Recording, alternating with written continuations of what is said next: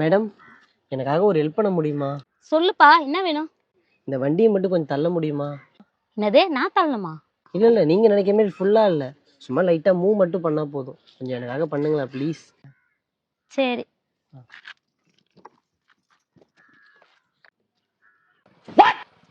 Excuse me madam, ஏதாவது help வேணுமா? Madam petrol இல்லைங்களா, வாங்கிட்டு வரட்டுங்களா?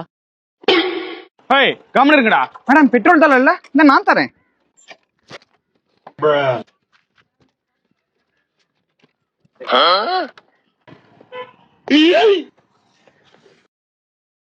Excuse me.